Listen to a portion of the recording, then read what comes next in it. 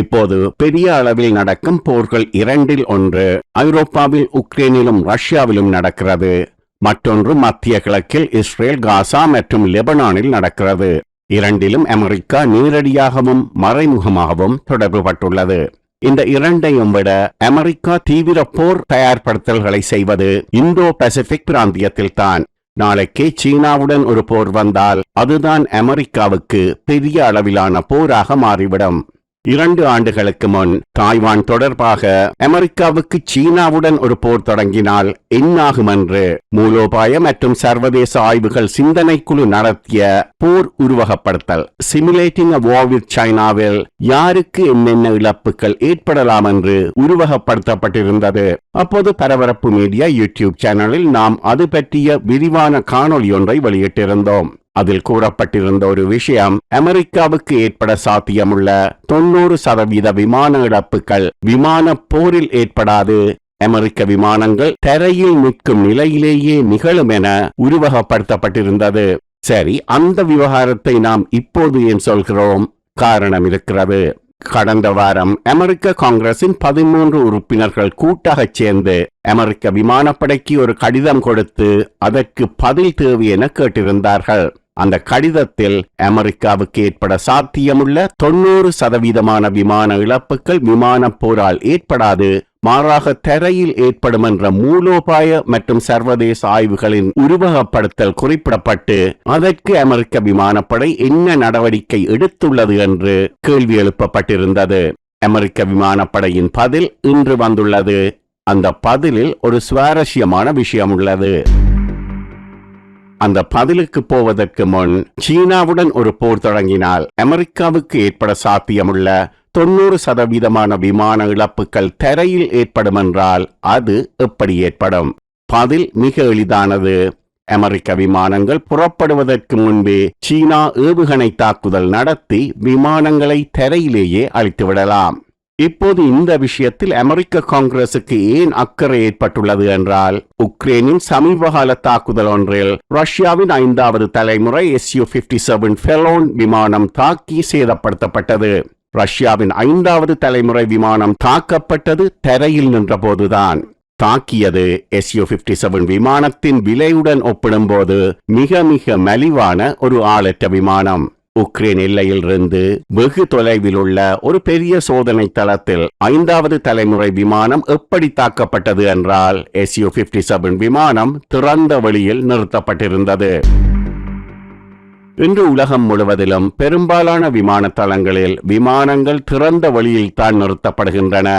அமெரிக்காவில் உள்ள பெரும்பாலான விமான தளங்களிலும் விமானங்கள் திறந்த வெளியில் தான் நிறுத்தப்படுகின்றன. அதனால் அவற்றை சுலபமாக குறிவைக்க முடியும். தரையில் விமானங்கள் தாக்கப்படாமல் இருக்க வேண்டுமென்றால் அதற்கு இருப்பது ஒரே ஒரு வழிதான். அதுதான் கடினப்படுத்தப்பட்ட விமான தரிப்பிடம். ஆங்கிலத்தில் HAS அல்லது HAS என்று சுருக்கமாக அறியப்பட்ட ஹார்டன்ட் ஏர்கிராஃப்ட் ஷெல்டர். பல்வேறு வகையான கடினத்தன்மை கொண்ட முழுமையாக மூடப்பட்ட விமான தரிப்பிடம். அமெரிக்க காங்கிரசின் கடிதத்தில் இந்தோ பசிபிக் பிராந்தியத்தில் சீனாவால் அமெரிக்காவுக்கு முன்னெப்போதும் இல்லாத அளவுக்கு அச்சுறுத்தல் ஏற்பட்டுள்ள நிலையில் விமானங்களுக்கு பாதுகாப்பு வழங்க அங்கு கடினப்படுத்தப்பட்ட விமான தரிப்பிடங்களை அமைத்திருப்பது அமெரிக்கா அல்ல, சீனாதான். சீனா சமீபகால ஆண்டுகளில் மட்டும் பல்வேறு விமான தளங்களில் 400க்கும் மேற்பட்ட புதிய கடினப்படுத்தப்பட்ட விமான தரிப்பிடங்களை உருவாக்கியுள்ளது. இதில் நாம் குறைந்த அடுக்கு பாதுகாப்பை வழங்கும் பல தரிப்பிடங்களை குறிப்பிடவில்லை. ஆனால் சில முன்னோக்கிய இடங்களை தவிர அமெரிக்க விமானப்படை தமது போர் விமானங்களுக்கான வலுவான கடினப்படுத்தப்பட்ட தரிப்பிடங்களை அமைத்ததாக தெரியவில்லை. இது பெருகிய முறையில் அப்பட்டமான பாதிப்பாக தெரிகிறது. இதற்கு அமெரிக்க விமானப்படையின் பதில் என்ன என்று கேட்கப்பட்டிருந்தது. அதற்கு அமெரிக்க விமானப்படை இன்று கொடுத்துள்ள பதிலில், இந்தோ பசிபிக் பிராந்தியத்தில் சமீப ஆண்டுகளில் கடினப்படுத்தப்பட்ட விமான தரிப்பிடங்களில் பெரிய அளவில் முதலீடு செய்துள்ளோம். எங்கெல்லாம் அந்த பாதுகாப்பு தேவைப்படுகிறதோ அங்கெல்லாம் பாதுகாப்பு கொடுக்கப்பட்டுள்ளது.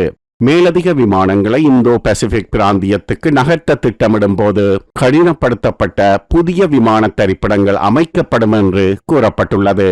ஆனால் பாதுகாப்பு காரணமாக கடினப்படுத்தப்பட்ட விமான தரிப்பிடங்கள் இந்தோ பசிபிக் பிராந்தியத்தில் எங்கெல்லாம் அமைக்கப்பட்டுள்ளன என்ற விவரங்களை அமெரிக்க விமானப்படை தமது பதிலில் குறிப்பிடவில்லை. வலுவான கடினப்படுத்தப்பட்ட தரிப்பிடங்களுக்குள் விமானங்கள் நிறுத்தப்பட்டால் அவற்றை அழிக்கவே முடியாதா? அப்படி அடித்து கூற முடியாது. பங்கர் பஸ்டர் குண்டுகள் அல்லது ஆழ ஊடுருவும் ஏவுகணைகள் மூலம் கடினப்படுத்தப்பட்ட தரிப்பிடங்களுக்கு சேதத்தை ஏற்படுத்த முடியும். ஆனால் விமானங்களை அழிப்பது கடினமானது. அதை எப்படி கூறுகிறோம் என்பது புரிய வேண்டுமென்றால் கடினப்படுத்தப்பட்ட விமான தரிப்பிடம் எப்படி இருக்கும் என்பதை முதலில் தெரிந்து கொள்ள வேண்டும். அதற்கு அடுத்து வரும் காட்சியை பாருங்கள்.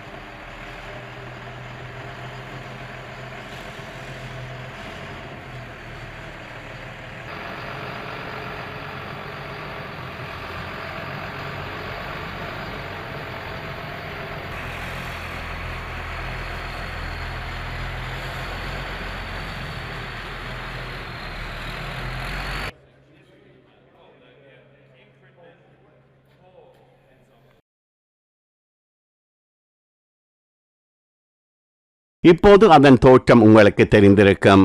ஒரு விமானத்துக்கு ஒரு தரிப்பிடம் என்பது போல சிறிய இடமல்லாது, இது ஒரு பெரிய இடம். இதற்குள் விமானத்தை எங்கே நிறுத்தியிருக்கிறார்கள் என்பதை வெளியே இருந்து பார்க்க முடியாது. சேட்டலைட் புகைப்படத்திலும் பார்க்க முடியாது. ஊக அடிப்படையில் ஒரு குத்து மதிப்பாகவே தாக்குதல் நடத்த முடியும். 50-50 சான்ஸ் கூட கிடையாது. வேண்டுமானால் 5% சான்ஸ் கொடுக்கலாம். இப்போது திரையில் தெரியும் புகைப்படத்தை பாருங்கள். இது 1998 ஆண்டு மார்ச் மாதம் 8 எடுக்கப்பட்ட புகைப்படம். வளைகுடா போரின் போது குவைட்டின் அஹ்மத் அல் ஜபீர் விமான தளத்தில் உள்ள கடினப்படுத்தப்பட்ட விமான தரிப்பிடத்தின் மீது தாக்குதல் நடத்தப்பட்டது. அதற்குள் இருந்த எந்தவொரு விமானத்துக்கும் சேதம் ஏற்படவில்லை. புகைப்படத்தில் தாக்குதலுக்குள்ளான கடினப்படுத்தப்பட்ட விமான தரிப்பிடத்துக்கு முன்னே நிற்கும் விமானம் அமெரிக்க விமானப்படையின் 8வது ஃபைட்டர் ஸ்குவாட்ரனின் F-117A நைட் ஹாக் விமானம். சரி, அமெரிக்க விமானப்படை இந்தோ பசிபிக் பிராந்தியத்தில் எத்தனை கடினப்படுத்தப்பட்ட தரிப்பிட கட்டமைப்புகளை வைத்திருக்கலாம்?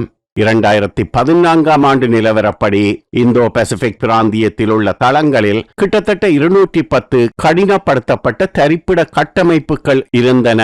அவற்றில் பெரும்பாலானவை தென்கொரியாவில் இருந்தன என்று விமானப்படை இதழில் அந்த நாட்களில் வெளியான கட்டுரையில் கூறப்பட்டிருந்தது. ஒரு தரிப்பிட கட்டமைப்புக்குள் பல விமானங்களை நிறுத்த முடியும். சமீபகால ஆண்டுகளில் புதிதாக எத்தனை கட்டமைப்புகள் கட்டப்பட்டன என்பது ரகசியமாக வைக்கப்பட்டுள்ளது. அது பற்றிய தகவல்கள் அல்லது புகைப்படங்கள் மிக மிக அபூர்வமாகவே வெளியிடப்படுகின்றன. இப்போது திரையில் தெரியும் புகைப்படத்தை பாருங்கள். இது 2020 ஆண்டு தென்கொரியாவில் உள்ள குன்சன் விமான தளத்தில் எடுக்கப்பட்ட புகைப்படம். அங்கு புதிய கடினப்படுத்தப்பட்ட விமான தரிப்பிடத்தை கட்டி முடித்த பின் நடத்தப்பட்ட விழாவின் போது எடுக்கப்பட்ட புகைப்படம். இப்படி அபூர்வமாகவே ஏதாவது புகைப்படங்கள் வெளியிடப்படுகின்றன. அதற்கு காரணம் என்னவென்றால், கடினப்படுத்தப்பட்ட விமான தரிப்பிடத்துக்கு உள்ளே என்ன பாதுகாப்பு ஏற்பாடுகளை செய்திருக்கிறார்கள், விமான நிறுத்துமிடங்கள் எங்கே உள்ளன என்ற எந்த விவரமும் வெளியே போகாமல் பார்த்துக் கொள்கிறார்கள். கடினப்படுத்தப்பட்ட விமான தரிப்பிடத்திலிருந்து விமானங்கள் புறப்பட்டு செல்லும் போது படமாக்கப்பட்ட காணொளி ஒன்றை தருமாறு அமெரிக்க விமானப்படையிடம் கோரிக்கை வைத்திருந்தோம். காணொளி ஒன்றை உடனே கொடுத்து விட்டார்கள். அமெரிக்க விமானப்படை அந்த விஷயத்தில் குறை வைக்கவில்லை. ஒரு கட்டடத்துக்குள்ளே இருந்து விமானிகள் அந்த கட்டடத்தோடு இணைக்கப்பட்ட கடினப்படுத்தப்பட்ட விமான தரிப்பிடத்துக்குள் போய் விமானத்தில் ஏறி புறப்பட்டு செல்கிறார்கள். ஆனால் காணொளியை நன்றாக கூர்ந்து கவனித்தோம். கடினப்படுத்தப்பட்ட விமான தரிப்பிடத்தில் விமானம் எங்கே நிறுத்தப்பட்டுள்ளது என்பதை தெரிந்து விடாமல் இருக்க மிக கவனமாக எடிட் பண்ணிவிட்டே கொடுத்தார்கள். வேண்டுமானால் நீங்களும் முயன்று பாருங்கள். இதோ சுமார் 3 நிமிடங்கள் படமாக்கப்பட்ட அந்த காணொளி.